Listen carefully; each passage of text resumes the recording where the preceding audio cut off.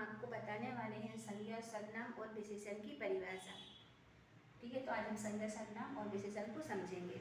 तो सबसे पहले हम लेंगे संज्ञा। तो संज्ञा होता क्या है, संज्ञा का अर्थ क्या है। ठीक है, तो संज्ञा का मतलब होता है किसी भी चीज़ का नाम, किसी भी वस्तु है, स्थान है, व्यक्ति है, किसी भी चीज़ का नाम संज्ञा का अर्थ होता है। सब संज्ञा का अर्थ अपनी अपनी भाषा में, इंग्लिश में जैसे हम नेम बोलेंगे, हिंदी में नाम बोलेंगे, और अपनी जो व्याकरण भाषा है इसमें से हम संज्ञा बोलेंगे। ठीक है ना। तो सबसे पहले हम इसकी परिभाषा लिखते हैं। संज्ञा किसी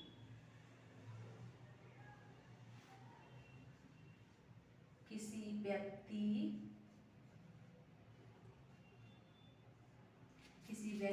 वस्तु,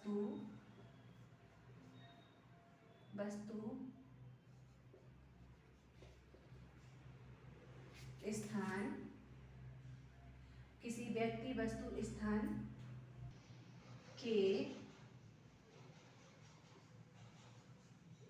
नाम को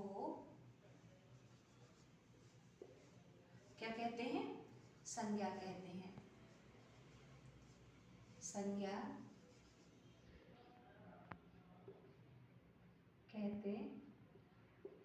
अब यहाँ पर फुल स्टॉप आ जाएगा और इसको हम अंडरलाइन करेंगे तो हमारा और ये क्लियर दिखने लगेगा। ठीक है, इस प्रकार से हम लिखेंगे। संज्ञा का मतलब होता है किसी व्यक्ति, कोई भी व्यक्ति, किसी का नाम, राम, मोहन, श्याम, कुछ भी, तो किसी व्यक्ति, वस्तु, स्थान क्या हो गया हमारा, जैसे कोई सा भी शहर हो, सिटी हो, किसी का भी नाम यहाँ लिख सकते हैं। ठीक, के नाम को क्या कहते हैं, संज्ञा कहते हैं।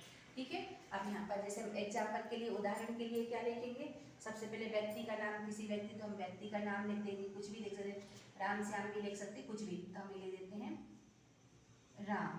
फिर उसके बाद वस्तु में आप किसका, कुछ भी लिख सकते हो, टेबल लिख सकते हो, पेन लिख सकते हो, कॉपी, किताब, कुछ भी, तो हम क्या लिख देते हैं, टेबल लिख देते हैं। ठीक है, टेबल। ओके, तो हमें यहाँ नाम में हमने क्या लिखा, राम लिखा, और अभी मैं टेबल लिखा, उसको टेबल शब्द इंग्लिश वर्ड है इसलिए हम इसको मेज लिख सकते हैं, लेकिन मेज हम नहीं लिखेंगे, हम दूसरा शब्द बुक, किताब लिख देते हैं। ठीक है, बुक भी इंग्लिश वर्ड है इसलिए हम इसको शुद्ध हिंदी में क्या बोलेंगे, किताब। अब इसके बाद क्या हो गया, हमारा व्यक्ति हो गया, वस्तु हो गई। अब स्थान, आप किसी शहर का नाम इंदौर लिख सकते हैं, दिल्ली लिख सकते हैं, हम दिल्ली लिख देते हैं।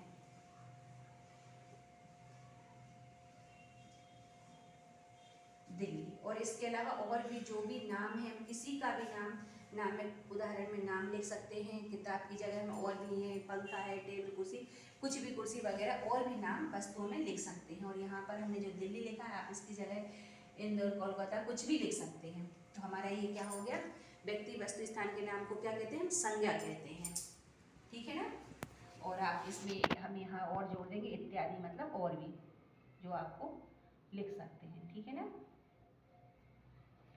ओके, अब हम क्या करेंगे, अब लिखेंगे हम सर्वनाम की परिभाषा। अब सर्वनाम क्या होता है, अभी भी हम समझाएंगे आपको। सर्वनाम,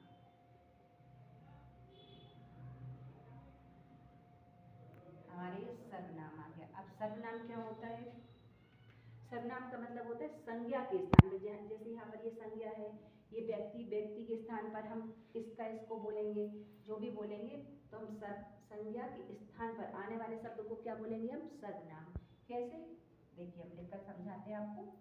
सर्वनाम किसी संज्ञा के स्थान पर, संज्ञा के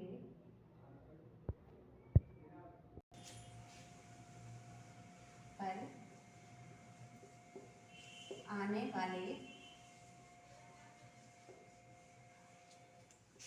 आने वाले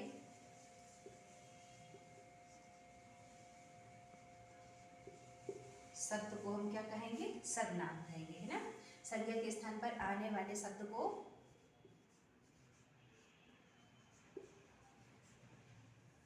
सर्वनाम कहते। अब जैसे हम यहाँ पर लेंगे, अब यहाँ व्यक्ति लिया है, जैसे व्यक्ति के स्थान पर हम क्या ले लेंगे, है ना, पर क्या नाम, यहाँ पर व्यक्ति है तो हमने जब स्थान चेंज किया तो व्यक्ति के स्थान पर क्या बोलेंगे, इसका, उसका। इसका,